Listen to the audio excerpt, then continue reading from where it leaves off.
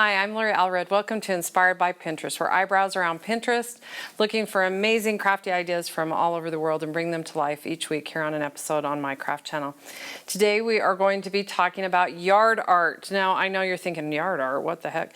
How about bird feeders, garden totems, all kinds of amazing things. And usually I see them all over Pinterest and I look at them and think, oh my gosh, I don't even know where to start. So I'm going to break it down and make it super easy for you. Now, first of all, I do have a pin board called Yard Art Feeders Garden Totems Pinterest board.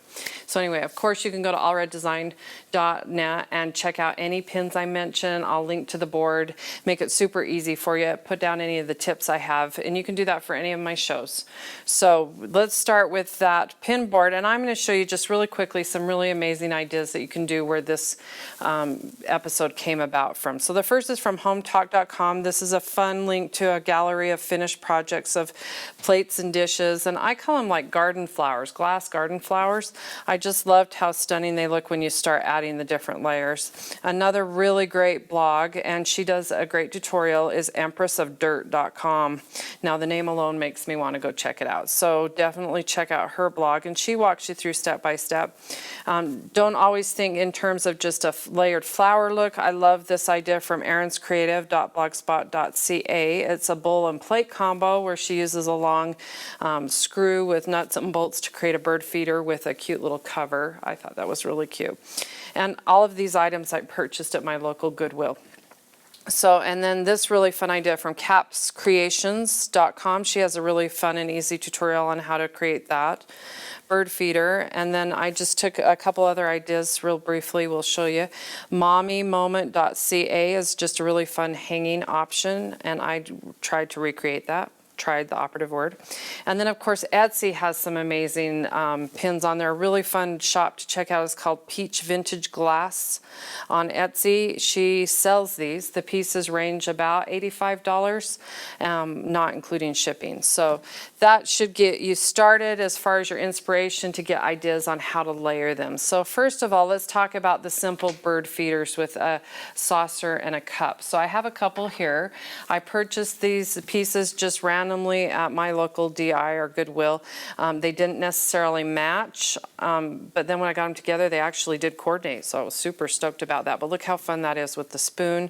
The birds could perch right along here, and how cute you could put some bird food around here and stick some water in here so they have a little bird bath combined.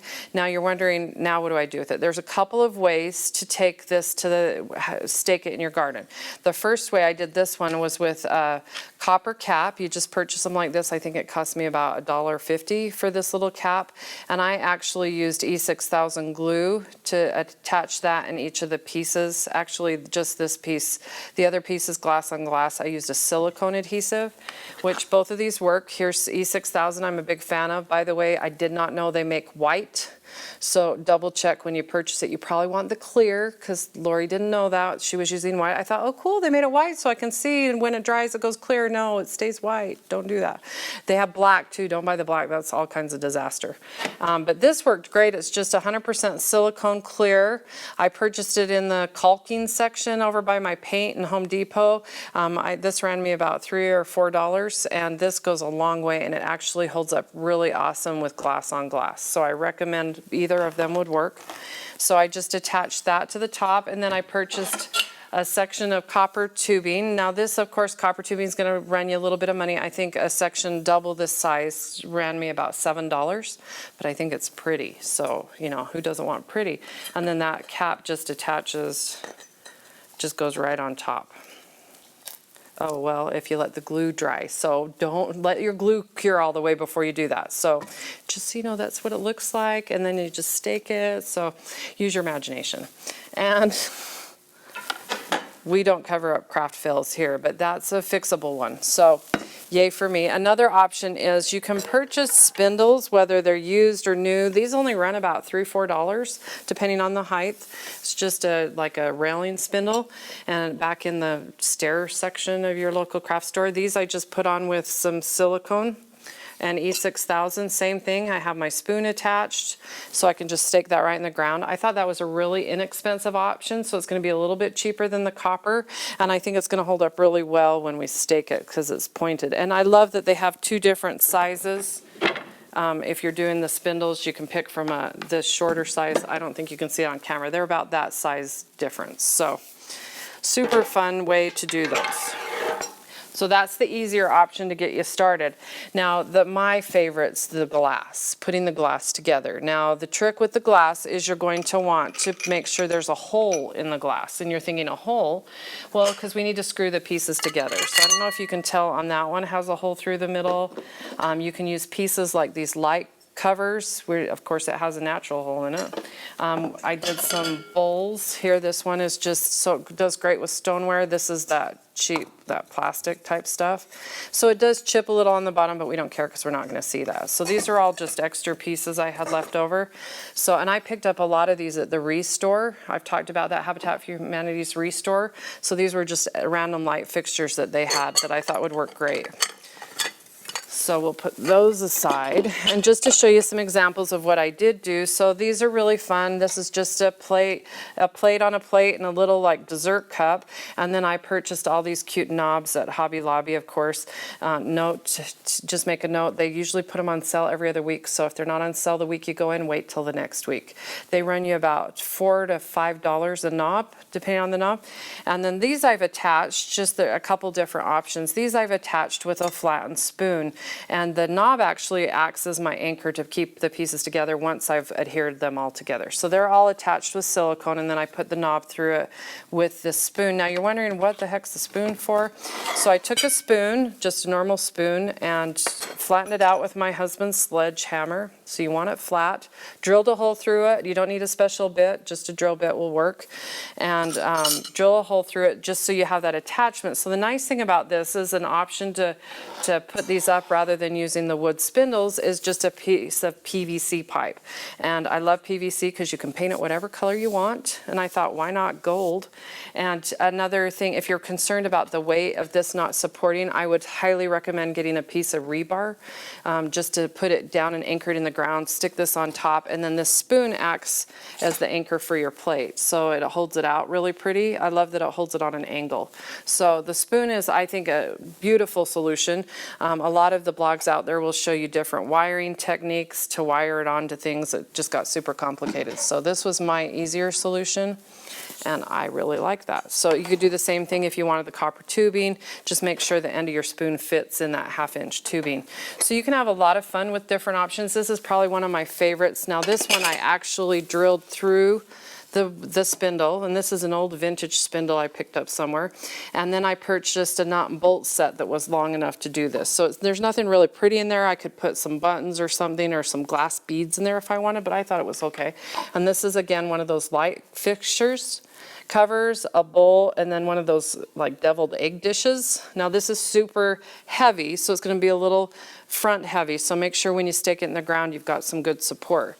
So just be aware of that. So you can have a lot of fun with these, but I'm just going to show you really quickly. Everybody wants to see how to drill through the glass.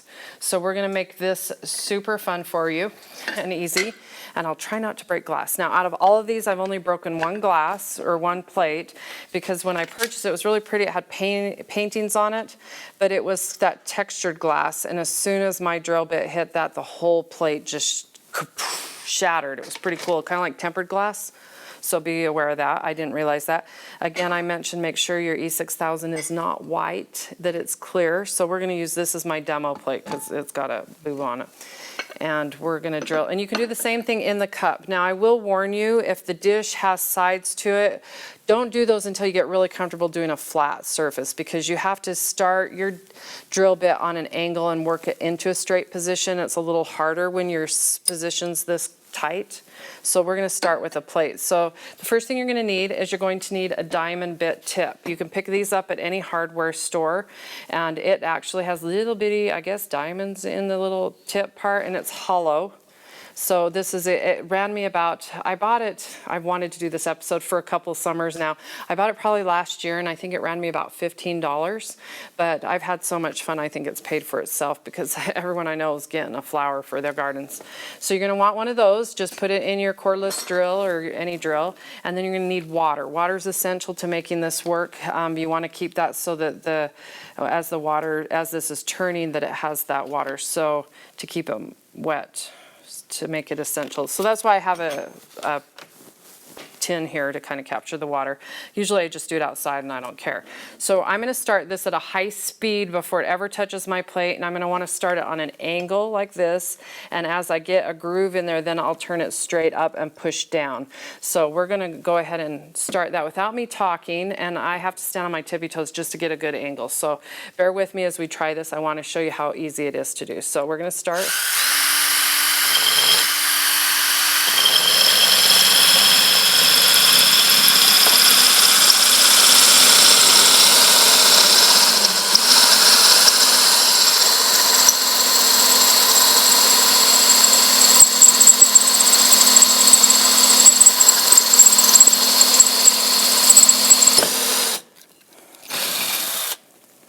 So simple as that, only takes a couple of seconds depending on your glass. Again, I think I could have done it a little faster if I were higher above it. So I like using a table a little shorter. But super simple, it cuts it really nice, gives me a really nice hole through that. So this is great for any kind of dish that you need to put.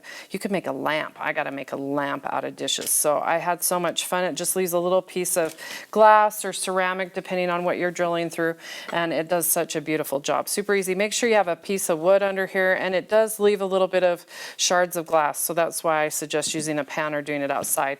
So, and I have drilled down far enough it's gone into the wood, which wasn't a problem at all. Super easy to do. Once you've done that, then we'll push this aside. Here's one that I've started. So I've already glued them together. I suggest that if you're going to use your adhesive or your silicone, you let it sit and cure for at least 24 to 48 hours. Of course, I didn't do that, so I think we're safe. And these are going to be heavy because I have stoneware, and as you can see, I've drilled through all of them, so you can see all of those. And then I just picked up a knob. You're going to want to make sure you have a washer at one end. Sometimes these are a lot thinner than my 3/16 screws. So I could use this if I wanted to put it through the piece of wood.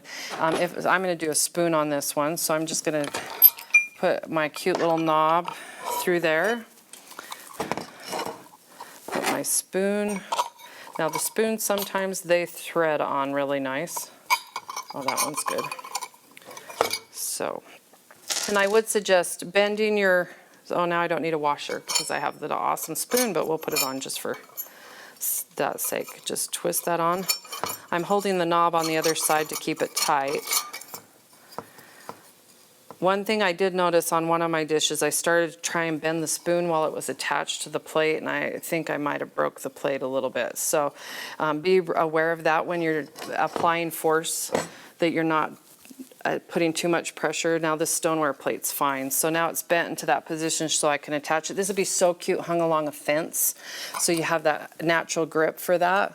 Super easy to do. So hopefully I've had you look at, dishes you might be passing up at Goodwill and things you might be throwing out may make really cute garden flowers. So hopefully I've inspired you. Be sure to check out my board.